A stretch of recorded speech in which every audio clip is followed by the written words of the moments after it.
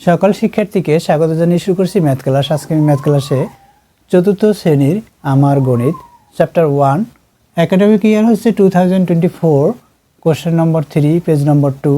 তাহলে দেখো এখানে নম্বর 3 এ কোশ্চেনে দেওয়া আছে সোফিয়া 12টি শাড়িতে কিছু ইট সাজিয়ে রেখেছে, প্রতি শাড়িতে 12টি করে ইট রেখেছে, মোট ইটের সংখ্যা, এখানে খালি ঘর বা ফাঁকা ঘর আছে এতটি, কতটি হবে ইটের সংখ্যা, মোট ইটের সংখ্যা কত সেটা আমরা বের করব।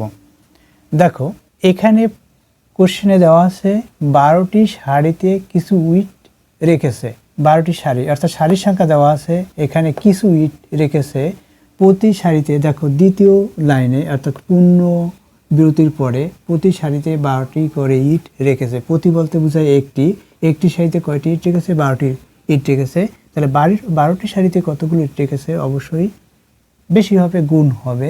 অর্থাৎ এখানে যেহেতু প্রতি বলতে এক বোঝায় একটি শাড়িতে 12টি ইট রেখেছে, অতএব 12টি শাড়িতে ইট রেখেছে, এভাবে করতে হবে। তাহলে এখানে প্রক্রিয়া চিহ্ন গুণ হবে, অর্থাৎ এখানে একটি শাড়িতে রেখেছে 12টি, এখানে 12 হবে, আর 12টি শাড়িতে কতটি রেখেছে এখানেও 12 হবে, এখানে গুণ চিহ্ন দিয়ে আমরা গুণ করব, যেটা হবে সেটা উত্তর। তাহলে দেখো কিভাবে লিখতে হয়। দ্বিতীয় লাইনের দিকে তাকাও, এখানে আমরা দেখতে পাচ্ছি প্রতি শাড়িতে 12টি করে ইট রেখেছে। তাহলে আমাদের কি ইটের সংখ্যা বের করতে বলেছে। তাহলে ইটের সংখ্যা আমরা ডান দিকে লিখব এবং বাঁ দিকে লিখব। প্রতি বলতে এক বোঝায় একটি, তাহলে এভাবে আমরা লিখতে পারি যে প্রতি বা একটি লিখি, প্রতি বা সংখ্যায় লিখি একটি। তাহলে প্রতি বা একটি শাড়িতে এখানে শাড়িতে ইট রাখলো, বা ইট কীভাবে রাখলো, সাজিয়ে রাখলো। তাহলে শাড়িতে ইট সাজিয়ে রাখলো কতটি, 12টি। এখানে 12টি লেখা আছে, 12টি লিখি, 12টি। তাহলে প্রতি বা একটি শাড়িতে ইট রাখলো 12টি। তাহলে কয়টি শাড়িতে ইট রেখেছে, 12টি শাড়িতে ইট রেখেছে। অতএব এখানে এক বরাবর, অর্থাৎ এটা যেহেতু সংখ্যা দেওয়া সুতরাং আমরা এক বরাবর এখানে 12 লিখব। তাহলে 12, এখানে টি আছে, টি লিখতে পারি অথবা কমা দিতে পারি, কমা দিয়ে লিখি 12টি শাড়িতে ইট সাজিয়ে রাখলো। কে, সোফিয়া রাখলো। এখানে লিখতে পারি আমরা সোফিয়া প্রতি শাড়িতে ইট রাখলো, এখানে সোফিয়া লিখে রাখতে পারি। দেখো আবার সোফিয়া মোট ইট কতটি সাজিয়েছে সেটাও লেখা আছে, এখানে আমরা সোফিয়া কথাটি লিখতে পারি, সোফিয়া প্রতি শাড়িতে, এখানে লিখে দেই সোফিয়া, এরপর কমা দেই প্রতি শাড়িতে ইট রাখলো, এভাবে করে লিখলে হবে। তাহলে দেখো এখানে একের চেয়ে 12 বড়, আবার একটি শাড়িতে ইট রাখলো 12টি শাড়িতে, এখানে শাড়ির সংখ্যা বাড়ছে, এখানে ইটের সংখ্যাও বাড়বে, সুতরাং এখানে গুণ হবে। এই সংখ্যাটি প্রথমে লিখব 12 গুণ কত দিয়ে গুণ করব, এখানে যে সংখ্যা লিখেছি 12, এই 12 কত, এখানে টি আছে, টি লিখে এখানে গুণ হলো, ইকুয়াল দিই। এখন 12 সাথে 12 গুণ করি, আমরা 12 সাথে 12 যদি গুণ করি তাহলে কি পেতে পারি, দেখো 12, এখানে 12 লিখলাম, 2 দিয়ে গুণ করব প্রথমে, অর্থাৎ এই যে গুণক অঙ্কের একক অঙ্ক দিয়ে প্রথমে গুণ্যর একক এবং দশককে গুণ করতে হবে। প্রথমে এককে গুণ করি, 2-এর সাথে 2 গুণ করি 4 হবে, আবার 2-এর সাথে 1 গুণ করি 2 হবে, একটা অঙ্ক দিয়ে গুণ করছে একক অঙ্ক দিয়ে, সুতরাং একটি অঙ্ক ডান দিক থেকে বাদ দিয়ে তারপর লিখতে হয়। আবার এবার দশক অঙ্ক দিয়ে গুণ করি, যেভাবে একক অঙ্ক দিয়ে গুণ করেছি তদ্রূপ দশক অঙ্ক দিয়েও গুণ করতে হবে। এখন 1 দিয়ে 2কে গুণ করি 2 হবে, 1 দিয়ে 1কে গুণ করি 1 হবে। এখন আমরা কি করব, যোগ করি 4 হবে, অর্থাৎ 0-এর সাথে 4 যোগ করলে 4 হবে, 2-এর সাথে 2 যোগ করি 4 হবে, এখানে 1 হবে। এখানে যদি সমতা করি অর্থাৎ 0 লিখি, তাতেও 0-এর সাথে 1 যোগ করলে একই হয়, অর্থাৎ 144 হলো। এখানে 100 আমরা 44 লিখতে পারি, 144টি। এটা হলো সাজিয়ে রাখলো কতটি, 144টি। দেখো এখানে যেমন ফাঁকা ঘর বা খালি ঘর দিয়েছে, এখানে আমরা এগুলোই খালি ঘর দিতে পারি কিভাবে, দেখো অর্থাৎ এখানে 12 আছে, এই 12 লিখলাম, এখানে এভাবে ঘর দিলাম, এরপরে গুণ চিহ্ন, এখানে আবার ঘর দিলাম, এরপর আবার 12 আছে, 12কে এভাবে ঘর দিয়ে লিখে দিলাম, এখানে টি আছে, টি লিখে দিলাম, অর্থাৎ এটা আর এটা দেখো একই করে লেখা। আবার সমান, দেখো সমান দিয়ে এবার খালি ঘর, তারপর টি লেখা, অর্থাৎ এই খালি ঘর কি, সমান দিয়ে প্রথমে খালি ঘরে কি হলো, এখানে 144 হলো, আমরা 144কে এভাবে দিতে পারি, তারপর এখানে টি আছে, টি লিখতে পারি। একইভাবে ফাঁকা ঘর দিয়েও আমরা লিখতে পারি। দেখো তাহলে এখানে কি হলো, প্রথমে লিখবো এখানে 12, আমরা পেয়েছি 12, এরপর আছে এখানে গুণ চিহ্ন এখানে দেই, এখানে 12 পেয়েছি, এটার সাথে এটা গুণ করি, গুণ করলে কত হলো, এখানে 144 হলো, এখানে 144 লিখতে পারি, এতটি 144 লিখলাম।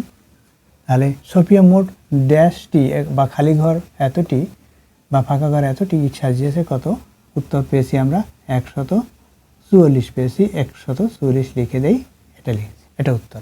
আমরা এখানে উত্তর লিখতে পারি, লিখি উত্তর। এখানে সোফিয়া মোট এতটি ইট সাজিয়েছে, তাহলে লিখতে পারি সোফিয়া মোট 144টি ইট সাজিয়েছে, এটা আমরা উত্তর লিখতে পারি। দেখো এভাবে লিখলাম, অর্থাৎ আমরা এক নিয়মে করে দেখেছি। যদি তোমরা এইভাবে না বুঝতে পারো তাহলে এভাবে করবে, এভাবে না বুঝতে পারলে এভাবে করবে। একটু মনোযোগ সহকারে যদি তোমরা দেখতে থাকো এবং শুনতে থাকো তাহলে অবশ্যই এগুলো করতে পারবে। এই অঙ্ক সাবজেক্টের চেয়ে সহজ সাবজেক্ট আর কোনো কিছুই নেই, সুতরাং অঙ্কই সবচেয়ে সহজ সাবজেক্ট। মনোযোগ সহকারে দেখলে এবং শুনলেই সেগুলো করা সম্ভব হয়। তাহলে দেখো এরপর বিকল্প নিয়ম, তাহলে লিখি সমস্যাটি বা অঙ্কটি, লিখি অঙ্কটি বা সমস্যাটি। এটা একটা সমস্যা, অর্থাৎ যেটা সমস্যার সমাধান করেছি আমরা। তাহলে অঙ্কটি বা সমস্যাটি গণিতের ভাষায় আমরা সমস্যা লিখি, সমস্যা লিখতে ভালো হয়। সমস্যাটি গণিতের ভাষায় লিখলাম। এখানে কয়টি বিষয় পেয়েছি, এক পেয়েছি শাড়ি, আরেকটি পেয়েছি ইট, অর্থাৎ দুইটি বিষয়। তাহলে এখানে লিখি প্রথম বিষয়, এখানে লিখি দ্বিতীয় বিষয়। আমরা প্রথম বিষয় লিখেছি, দ্বিতীয় বিষয় লিখেছি। প্রথম বিষয় কি হবে এবং দ্বিতীয় বিষয় কি হবে, যেটা চেয়েছে সেটা দ্বিতীয় বিষয়। কি চেয়েছে, ইটের সংখ্যা চেয়েছে, তাহলে ইট কতটি হবে, ইট মোট ইট সংখ্যা বা সোফিয়া মোট কতটি ইট সাজিয়েছে, এটা দ্বিতীয় বিষয়। অর্থাৎ যেটা বের করতে বলে সেটা দ্বিতীয় বিষয় হয়। অর্থাৎ এই দুইটা বিষয়ের মধ্যে যেটা বের করতে বলে সেটা আমরা ডানে লিখি, অর্থাৎ এখানে কি লিখবো, ইটের সংখ্যা বা জিনিসের পরিমাণ। তাহলে এখানে লিখি ইটের সংখ্যা বা ইটের পরিমাণ লিখতে পারি আমরা, সংখ্যা লিখি ইটের সংখ্যা। এখানে কি হবে, শাড়ির সংখ্যা হবে, শাড়ির সংখ্যা। তাহলে ইটের সংখ্যা, শাড়ির সংখ্যা। তো দেখো প্রথমে শাড়ির সংখ্যা কত আছে, এই দ্বিতীয় লাইনে দুইটি দেওয়া, প্রতি এবং এখানে 12 দেওয়া। প্রতি বলতে বোঝায় এক, এখানে বলেছি যে প্রতি বা একটি, তাহলে এখানে হবে এক, এখানে হবে ইটের সংখ্যা আছে এখানে 12টি, এখানে 12টি লেখা আছে। এরপর এখানে শাড়ি কতটি, এখানে দেখো এখানে 12টি শাড়ি আছে, 12 এখানে লিখতে হবে। এখানে শাড়ি 12টি শাড়িতে কিছু ইট, কিছু বলতে বোঝায় দেওয়া নেই, অর্থাৎ এটা বের হবে ইটের সংখ্যা এটা। এখন আমরা এখানে কিভাবে করব, দেখো কিভাবে করতে হবে। ইতিপূর্বে বলেছি যে এই সংখ্যার সাথে এখানে গুণ, অর্থাৎ একের সাথে এখানে গুণ, এক গুণ কি হবে, এখানে কি হবে, ইটের সংখ্যা হবে বা মোট ইট হবে। তাহলে এখানে ইটের সংখ্যা বা মোট ইট, এখানে লিখি ইটের সংখ্যা বা এখানে মোট ইট লিখতে পারি আমরা। তাহলে ইটের সংখ্যা কত হলো, এটার সাথে এটা গুণ, যে প্রশ্নটি আমরা বের করব, অর্থাৎ এই যে জিজ্ঞাসা চিহ্ন বা প্রশ্নবোধক চিহ্ন দেওয়া আছে, এই প্রশ্নবোধক চিহ্ন এখানে হলো, অর্থাৎ বাম দিকে লিখি, তারপর সমান দিয়ে ডান দিকে লিখব, এটার সাথে এটা গুণ, অর্থাৎ এই 12, এই 12 সাথে 12 গুণ 12 এটা লিখেছি। এই এক আছে, সুতরাং এক দিয়ে ভাগ না দিয়ে একের সাথে যে কোনো রাশি বা যে কোনো সংখ্যার সাথে এক গুণ্য বা গুণক হিসাবে থাকে, এর কথাটি হচ্ছে, যেমন আমরা যদি এখানে 12 লিখি, এই 12-র সাথে এক আমরা লিখতে পারি গুণ্য বা গুণক অনুসারে, তাহলে 12-র কোনো পরিবর্তন হয় না। অর্থাৎ এক সংখ্যাটি এমন একটি সংখ্যা যা গুণ সংখ্যার সাথে গুণ করলে ওই সংখ্যাটির কোনো পরিবর্তন হয় না, সুতরাং এক সবসময় গুণ্য হিসেবে থাকে। অর্থাৎ এই যে এক সংখ্যাটি ইটের সংখ্যার সাথে যদি গুণ করি তাহলে এখানে ইটের সংখ্যাই হবে। তাহলে লিখি বা ইটের সংখ্যা বা মোট ইট লিখতে পারি, যে কোনো একটি কথা লিখবে, মোট ইট বা ইটের সংখ্যা কত হবে, এখানে এটার সাথে এটা গুণ করি, এখানে টি লিখে দেই, যেহেতু এখানে টি, অর্থাৎ ইটের সংখ্যা এখানে ব্র্যাকেটে টি লিখবো, এখানেও টি লিখবো, এখানে ইটের সংখ্যা কতটি সেটা টি হবে, অর্থাৎ এটার সাথে এটা গুণ করি, 12-র সাথে 12 গুণ করলে ইতিপূর্বে দেখিয়েছি 144 হয়, তাহলে 100 এখানে 44 লিখি, এত টি হলো।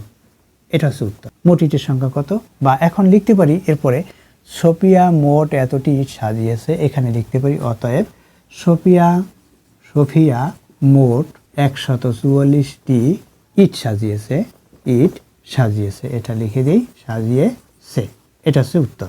দেখো এই সমস্যাটি আমরা প্রথমে যেভাবে দেওয়া আছে সেভাবে করতে পারি, অথবা এভাবে করতে পারি, অথবা এইভাবে করতে পারি, এভাবে লেখার পরও আবার এভাবেও করতে পারি। অর্থাৎ এভাবে লিখতে পারি আমরা, একটি বা প্রতি সারিতে ইট সাজিয়ে রেখেছে, মানে ছপিয়ে রেখেছে 12টি, অতএব 12টি সারিতে রেখেছে। এভাবে একইভাবে আমরা এখানে যেভাবে দেখিয়েছি সেভাবে করতে পারি। অথবা এরপরে আমরা এভাবেও করতে পারি, অর্থাৎ এখানে 3টি নিয়ম দেখিয়েছি, এই 3টি অর্থাৎ প্রথম যেভাবে দেওয়া আছে এভাবেও করলে হবে, অথবা এভাবে করলে হবে। তোমরা যে কোনো এই 3টি নিয়মের মধ্যে একটি ভালোভাবে রপ্ত করবে, তাহলে পরীক্ষায় অঙ্কগুলো আসলে করতে পারবে। আশা করি এটি বুঝতে পেরেছো কীভাবে করতে হবে। এতক্ষণ ম্যাথ ক্লাসের সাথে থাকার জন্য সকলকে ধন্যবাদ জানিয়ে আজকের মতো বিদায় নিচ্ছি।